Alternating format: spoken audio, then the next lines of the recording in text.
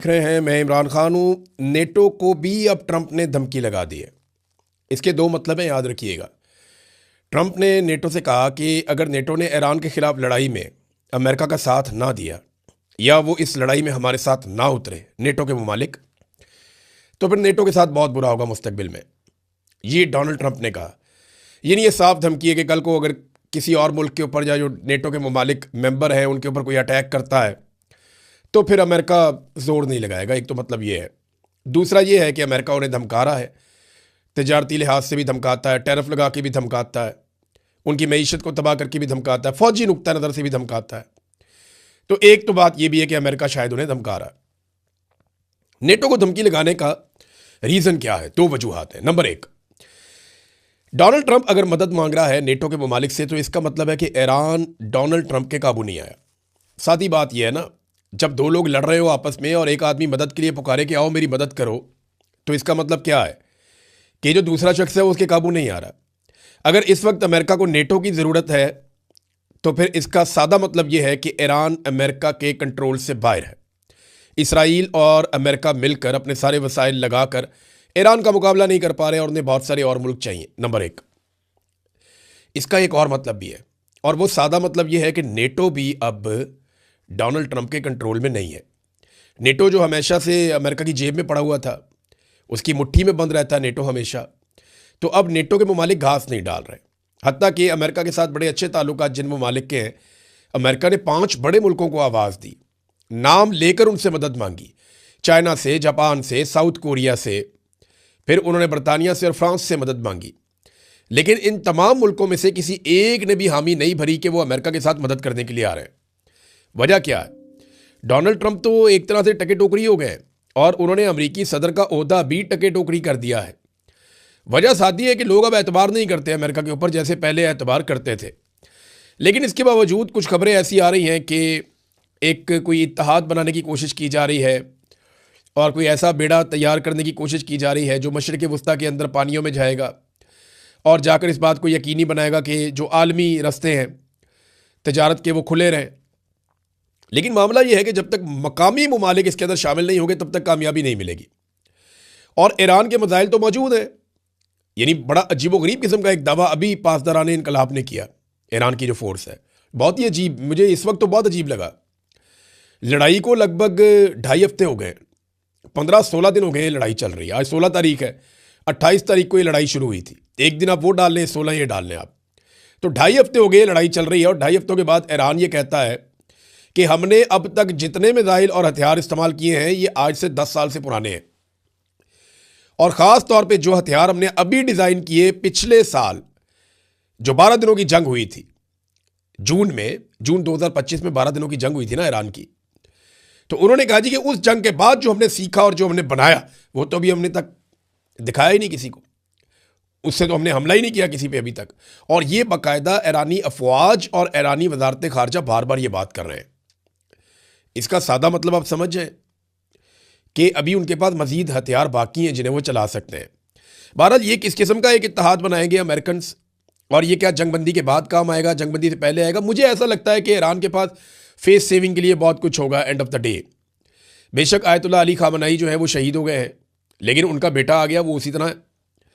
बेशक ईरान के अंदर जो है वो रजीम चेंज करने की कोशिश की गई, उनको बहुत ज़्यादा इंफ्रास्ट्रक्चर को नुकसान पहुंचाया गया, लेकिन ईरान कंपनसेट हो सकता है अगर उसके ऊपर से सिर्फ पाबंदियां उठा दें।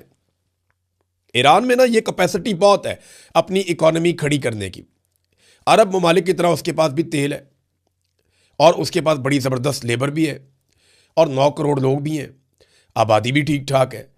तो ईरान अपने आप को वापस खड़ा कर सकता है इस सूरत में कि उसके ऊपर से पाबंदियां हट जाएं।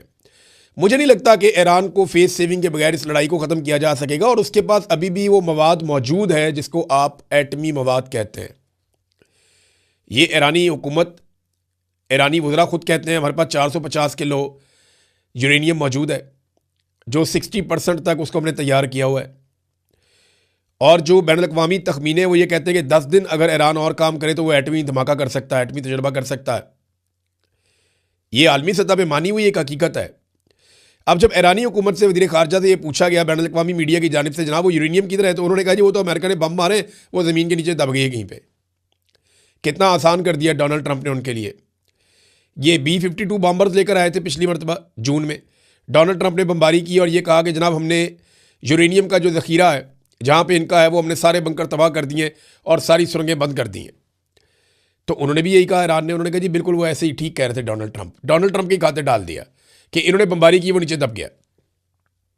ये अब ईरान ने कह दिया। इससे पहले याद रखिएगा कि पुतिन ने एक ऑफ़र की थी डोनाल्ड ट्रंप को कि मैं ये जो एटमी मवाद मौजूद है ईरान के अंदर, ये मैं अपने मुल्क में ले जाता हूँ, यूरेनियम वहाँ ले जाता हूँ और चीज़ें कंट्रोल हो जाएंगी। लेकिन अमेरिका ने इसे मुस्तरद कर दिया था।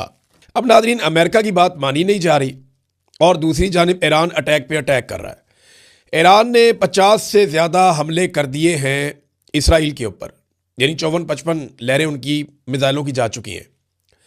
जबकि जो इसराइल के अंदर से एक रिपोर्ट आई है ना, वो बड़ी खौफनाक है।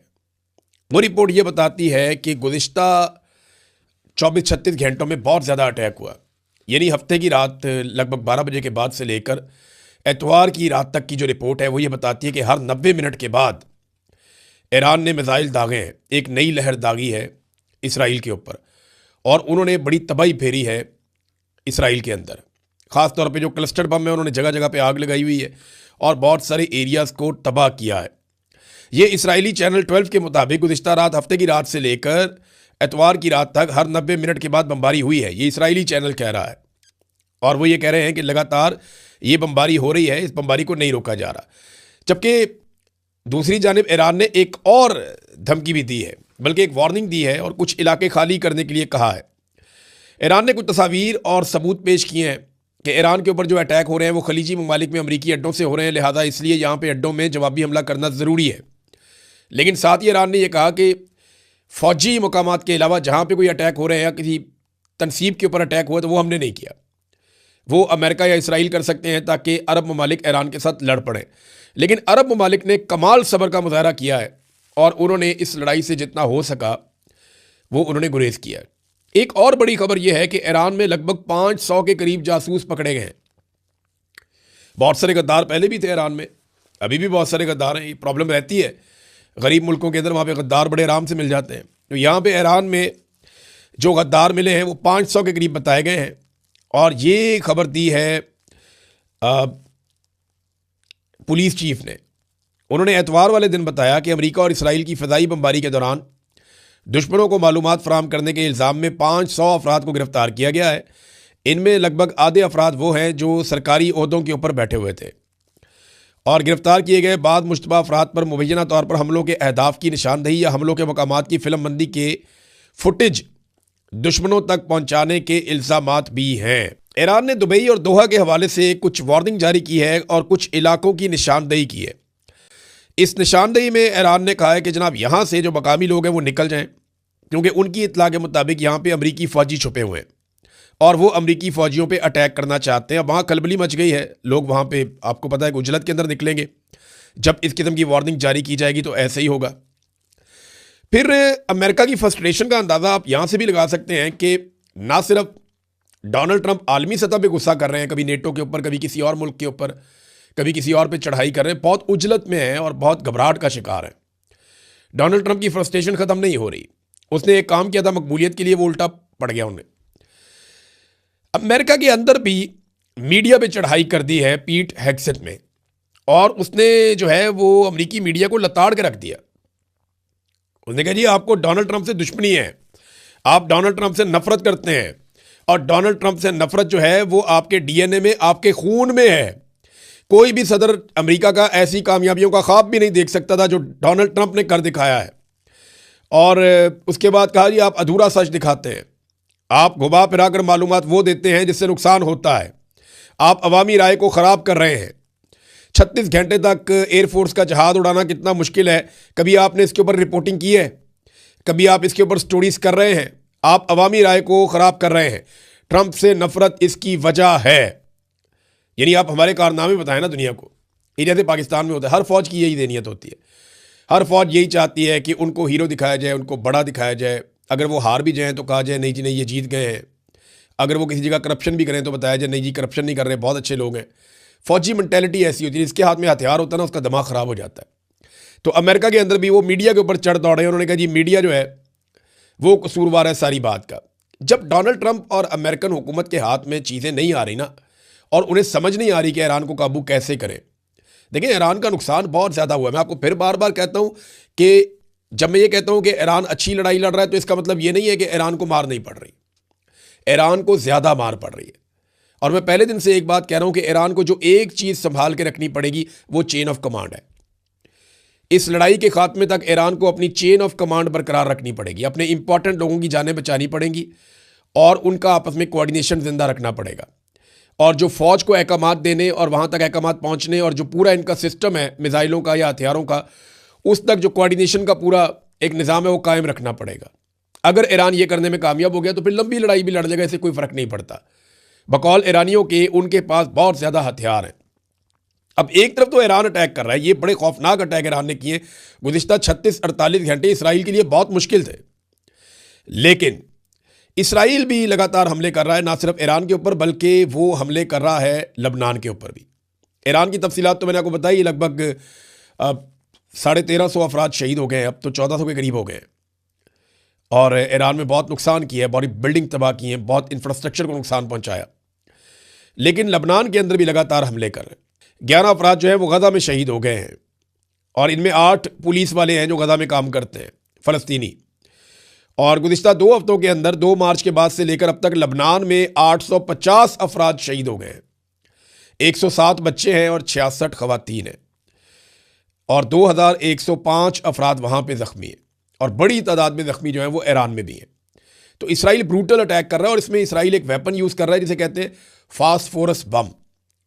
ये जो फास्फोरस बम है ना, ये एक नॉर्मल साइज़ का बम होता है, इसे फायर किया जाता है, ये टैंक के ज़रिए से भी फायर होता है, अलग अलग किस्म के इसके फायर करने के तरीके हैं। ये बम जब करीब पहुंच जाता है उस इमारत के या उस टारगेट के जिसके ऊपर इसने गिरना होता है, तो 80 या 100 मीटर पहले इस बम के अंदर एक ब्लास्ट होता है और इसमें से सफ़ेद फास्फोरस बहुत बड़ी मिकदार में उसके टुकड़े निकल के ज़मीन पे जाके गिरते हैं और वो जल रहे होते हैं। ये जो वाइट फास्फोरस है ना, इसमें आग लग जाए तो ये बहुत ज़्यादा हीट जनरेट करता है। इसकी जो गर्माइश होती है ना, या जो हीट होती है, वो ऐसे जैसे जहन्नुम है। मैं मिसाल के तौर पे कह रहा हूँ, 1500 फ़ारेनहाइट 815 डिग्री सेंटीग्रेड, इतनी खौफनाक गर्मी ये जनरेट करता है और इसे पानी से भी नहीं बुझाया जा सकता। इसको बुझाना भी तकरीबन नामुमकिन होता है, बहुत मुश्किल हो जाता है। ये जिस चीज़ पे गिरता है उसको राख बना देता है और जिस इंसान को ये लग जाता है वो मुस्तकिल तौर पे माजूर हो जाता है या उसकी जान, उसकी तकलीफ जो है वो बड़ी दर्दनाक होती है। तो इसको एक केमिकल हथियार की तरह देखा जाता है पूरी दुनिया में। तो ये वाला जो हथियार है उसे इस्तेमाल कर रहा है इसराइल और लगातार वो ये लबनान पे भी फेंक रहा है और लगातार इसको ईरान के ऊपर भी फेंका जा रहा है। ये बहुत अफसोसनाक है। पूरी दुनिया के अंदर इन वेपन्स को डिस्करेज किया जाता है, लेकिन इसराइल इन्हीं हथियारों को लगातार अभी तक इस्तेमाल कर रहा है। नाज़रीन, इसराइल का एक नशरियाती इदारा है कान, उसने एक बहुत बड़ा इंकशाफ किया है। वो ये कहता है कि सिक्योरिटी ज़राए से बहुत बड़ी खबर आई है और वो खबर ये कहती है कि सिक्योरिटी हुकाम ने इसराइली हुकूमत को ख़बरदार कर दिया और इसराइली हुकूमत को बताया है कि ईरान के ख़िलाफ़ जंग में किसी किस्म की कोई पेशरफ्त नहीं हो रही, कोई कामयाबी नहीं मिल रही। जंग के अहदाफ पर दोबारा नज़रसानी की जाए और चेक किया जाए कि हम क्या कर सकते हैं। ईरानियों को निज़ामी हुकूमत के ख़िलाफ़ बहुत बड़ी तादाद में सड़कों पर निकालने में मुकम्मल तौर पर नाकामी हुई है, इसका भी एतराफ़ किया गया है। यानी ये जो दावे थे कि जनाब लोग बाहर निकल आएंगे, ईरानी निकल आएंगे, ये सारा कुछ नहीं हो सका। अमेरिका के एक सेनेटर हैं बर्नी सैंडर्स, इनका अगर आप स्टेटमेंट देखें, इन्होंने जो बयान दिया है वो अमेरिका के लिए एक आईना दिखाने के मुतरादिफ है। इन्होंने कहा कि नेतन्याहू ने ट्रंप को इस हौलनाक और गैर मकबूल जंग में धकेला है, यानी फंसा दिया नेतन्याहू ने और एक दलदल में। अब उसे समझ नहीं आ रहा कि इससे बाहर कैसे निकलना है। और वो बताते हैं कि बड़ी तादाद में ईरानी शहीद हो गए हैं, हलाक हो गए हैं, वो तो लिख रहे हैं, और 13 अमरीकी फौजी मारे गए हैं। 12 दिनों में लगभग 16.5 अरब डॉलर का जो है वो नुकसान हो गया है और 32 लाख ईरानी बेघर हो चुके हैं और 773 लबनान में लोग जाँ बहक हो चुके हैं, जबकि ईरानी 10,000 से ज़ायद ज़ख्मी हैं और इसके बावजूद हासिल कुछ नहीं हुआ। अमेरिका यानी आबनाए हुर्मुज़ भी बंद हो गई और अमेरिका ऐसी जगह फंस गया है जहाँ से वो निकल नहीं पा रहा। देखिए, आबनाए हुर्मुज़ को दौरान जंग अगर अमेरिका खुलवा देता है ना, तो डोनाल्ड ट्रंप की कुछ इज्जत बच जाएगी। लेकिन अगर टेबल पे बैठ के मुज़ाकरात के नतीजे में आबनाए हुर्मुज़ खुल जाती है और उसके बाद कोई बम नहीं चलता तो फिर ईरान की इखलाकी फतह हो जाएगी। अब अरब जो है वो आहिस्ता आहिस्ता ये सोचेंगे कि अमेरिकन के जो हथियार हैं क्या वो हमारे काम के हैं। अरबों को भी अपने आप को उसी तरह इक्विप करना पड़ेगा, उसी तरह अपने मिसाइल बनाने पड़ेंगे, अपने हथियार तैयार करने पड़ेंगे जैसे ईरान ने किए। देखिए, अरबों को अगर कोई खतरा है तो उनकी लड़ाई तो इसराइल के साथ हुई है माजी में, आइंदा भी ऐसा लगता है उसी के साथ होगी।